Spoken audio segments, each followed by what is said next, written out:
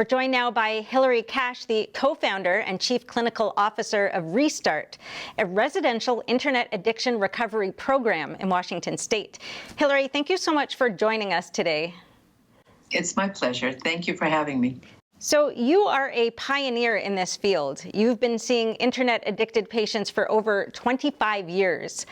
Can you give us a sense then of how big this problem actually is, and particularly among youth, say middle school to mid-20s? Well, the problem has been just growing pretty steadily as technology has entered everyone's lives. It certainly had a big boost with the advent of the smartphone, and then, but all the technological developments that have been happening are, making the technology affordable for people, so it's very ubiquitous in people's lives, and the people who design the software are very conscious of designing it to be actually addictive and keep people's attention there. So all of these things have combined to make the problem grow. And then, of course, kids are growing up now with this technology from very early ages, which affects their development. And so, yes, the answer is yes, the problem is just growing. And with COVID, of course, it's gotten a big boost. Right. Okay. So there's a few points there that I'll want to go back to. Let me first just ask you this. I know that, it's basically a continuum, right? This addiction, we all have some dependency on the device. So at what point do you know there's a problem? What are the signs people should be aware of?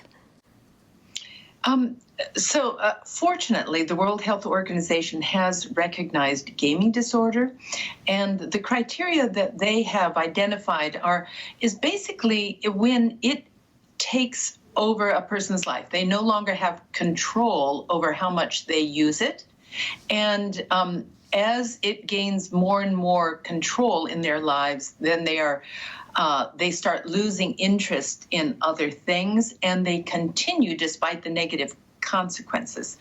So it's that continuation in spite of negative consequences that I think is really the key element. And so let's say you're a parent and you're observing your kid who has been online, maybe playing video games all through elementary school, they're now in middle school or high school, or you have an adult child, and what you see is that their grades are starting to go down, they're not getting enough sleep. For example, they're not getting exercise. They don't seem to have offline friends. They're not doing offline activities. They're fighting with the family. The family's efforts to set some reasonable boundaries around tech use. These are all things that would be indicators that there's a problem. I wanted to ask you about the childhood brain development, because unlike other behavioral addictions, say gambling, it's unlikely that, a middle school kid is going to get into it or even earlier. So does this affect the brain in some way, the fact that children are basically born into, the online world? Oh, yes, very much so. So, when I began this work, and I would say in the 90s, families were not handing devices, and even the early aughts, families were not handing devices to their babies. But now families are. So from the get-go, children are being given devices and having that influence how their brains are developing. And it's having many different impacts. One of the biggest impacts is on social development. You don't develop good social skills unless you're interacting socially with other people, and online social interaction doesn't really give you the skills that you need for offline social interactions. Attachment, even the most basic and important thing for a child to do is to be well attached to their caregivers. But if you've got caregivers who are on their devices and putting their kids in front of devices to keep them quiet and out of their hair, you're going to have a situation where the child is not getting enough attention from the caregiver, and there will be poor attachment. So we're seeing that, and that affects mental health down the road. What we're seeing in our clients who are coming to Restart are kids who have kids and by kids, I actually mean anyone from 13 up, because we're treating people 13 up through their 20s, for the most part. We're seeing that they have what we'd call an intimacy disorder, and that means that they don't have the skills and confidence to be able to initiate, develop, and maintain intimate relationships. And I'm not talking about sexually intimate relationships, but just emotionally intimate relationships. Sexuality is often impacted because there actually is now a blending. Many people who are online are also looking at pornography. They are also gambling online. There's lots of gambling elements in games. So gambling, pornography, and gaming and social media are all merging. And so the net result is we're seeing physical problems of sleep deprivation, the results of inadequate exercise and poor diet, just to name like the top three.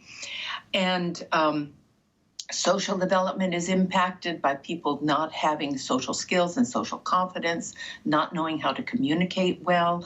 But also we're seeing attention problems, which affects academic performance quite a bit. Always wanting immediate gratification, which, you know, when you're a student and you're having to do research and write a paper, it's not immediately gratifying. You have to have that ability to stay focused, looking forward to when you get done and you get a decent grade.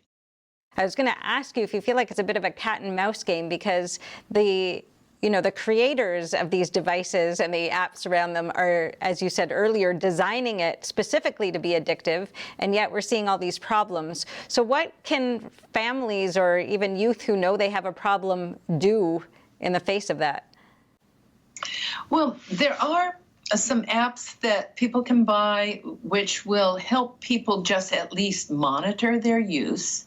And those, I think, are useful if you're motivated and you really recognize you have a problem and you want to make some changes. I advise parents to not give smartphones before high school to their kids. I think smartphones are powerful computers with access to the internet. They are actually very difficult to, the software that parents can put on them, smart kids can get around that software.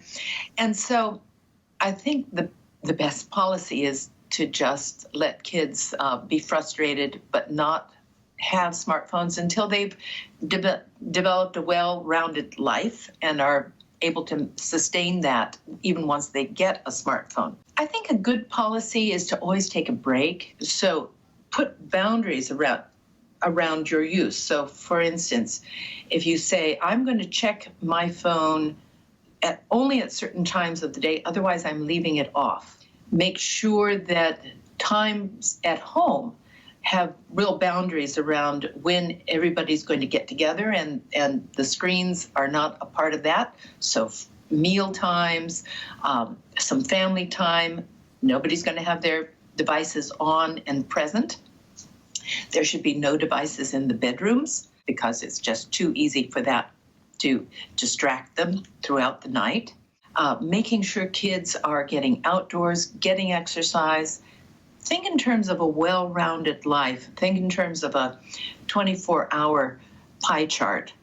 Kids need enough sleep, they need exercise, they need to get chores done, they need to get their homework done, they need to have social time, some quiet downtime. They need many things to be well-rounded and healthy. And parents are the ones who cannot expect kids to figure out how to do that on their own. Be sure to watch the entire episode, now available exclusively at EpochTV.com, a new completely censorship-free premium subscription platform brought to you by the Epoch Times.